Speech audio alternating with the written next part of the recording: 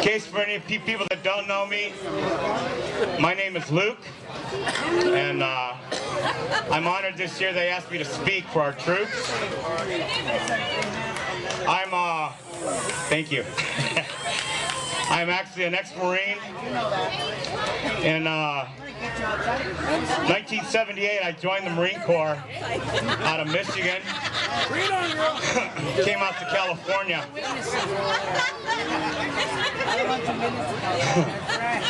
Came out to California, and we talked about that this morning. It was kind of different because I didn't really want to be in the service.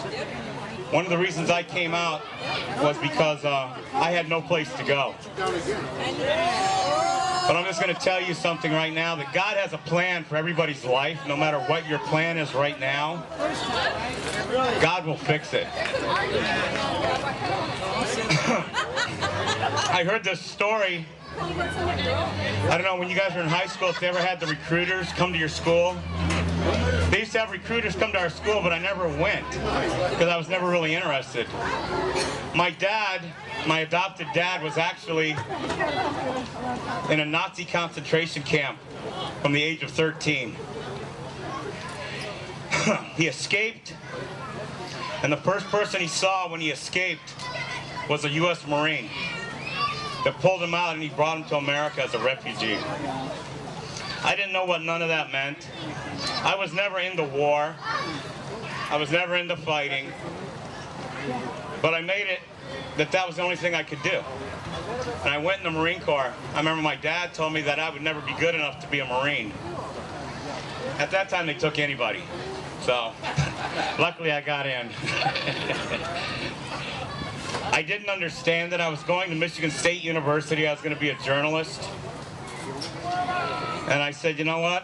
I was raised a Catholic, and I knew who God was, but I never had a relationship with him. And when I went in the service, I don't know, when you sign up, this pastor told me one time, he said he had a young man in his church that joined the service. And he was like real proud of him and everything, and the guy, like 6 months later, the guy called the pastor, and he was like really, and just in anxiety. He was scared. He said, I just got my orders to go to Afghanistan. And the pastor was like, well, you know something? That we're very proud of you, and it's like, you know, we thank you for what you're going to do. And he goes, no, pastor, you don't understand. I didn't sign up for that. And he goes, excuse me? He goes, no, I signed up to go to school. I signed up for the medical benefits. I signed up to have a place to live and get a career. I didn't sign up to go to war. And he goes, son, he goes, one of the big jobs of being in the military is that you go to protect our country. You put your life on your line for people that you don't know. And it made me think, a lot of Christians come in like that. They come in and they go, you know what? I'm a Christian until it comes down to get in the pit. And then it's like, why did that happen? Why is this happening to me? Why is this happening? I didn't sign up for this. Come on. You know something? Jesus didn't sign up for it either. He just came. Today we recognize our military people that aren't here with their families. They gave up their life, they gave up their time to protect people that they've never seen and they'll probably never meet.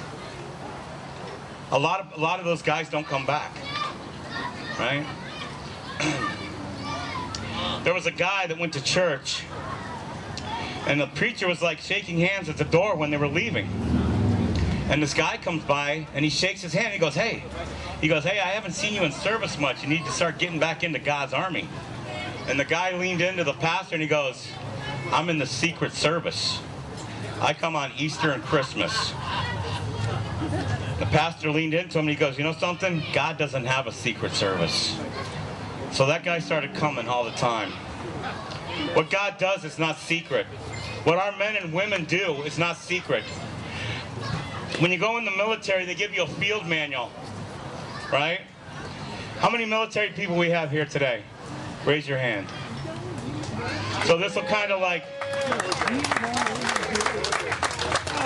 I'm going to give you a brief overview of what they teach you Because when you go in the service, you always have to go through boot camp. In boot camp, you have to learn how to understand orders. You have to understand what they're doing. They have a code of conduct in the military, whether you're in the Army, the Navy, the Marines, or the Air Force. And it reads like this: I am an American fighting in the forces which guard my country and our way of life. I am prepared to give my life in their defense. Secondly, I will never surrender of my own free will. If in command, I will never surrender a member of my command while they still have the means to resist. If I am captured, I will continue to resist by all means available. I will make every effort to escape and aid others to escape. I will accept neither parole nor any special favor from the enemy. Fourth, if I become a prisoner of war, I will keep faith in my fellow prisoners. I will give no information or take part in any action which might be harmful to me or my comrades. If I am a senior officer, I will take command. If not, I will obey those above me. Fifth, when I am questioned, should I become a prisoner of any war, I am required to give only my name, my rank, my service number, and my date of birth. I will evade answering further questions to the utmost of my ability. I will make no oral or written statement disloyal to my country or its allies or harmful to any cause. And finally, I will never forget that I am an American fighting man for freedom, responsible for all my actions, and dedicated to the principle which made my country free. I will trust in my God and the United States of America.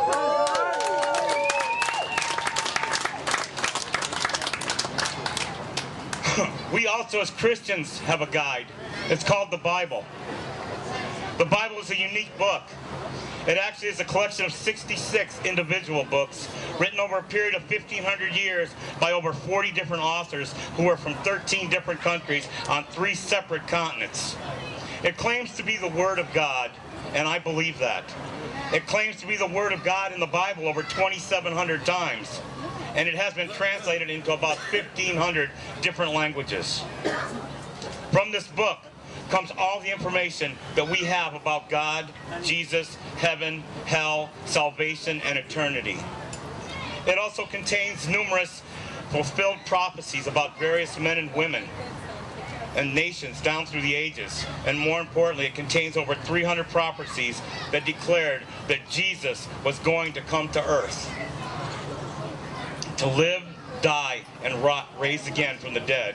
It is truly one of the most powerful works of literature ever written in our country or in the world. In a battle,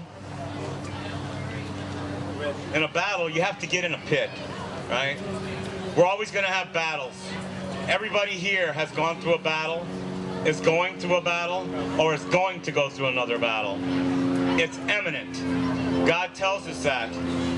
And as a serviceman, I never understood when I was in what was really happening. But as I grew older now, I look back and I thank God that I had that opportunity to serve, because it taught me things that I didn't know. It taught me bad things, but it also taught me good things. In life, you're going to come across the good, the bad, and the ugly, right? But it's what you want to see and what you want to be that you're going to be picked out for, right? As we walk through our life, let us always know that God goes before us. He is watching over us, and we have men and women in other countries guarding us. And today, we honor those men and women that are guarding our country, have guarded our country, and will guard our country in the future. Thank you so much.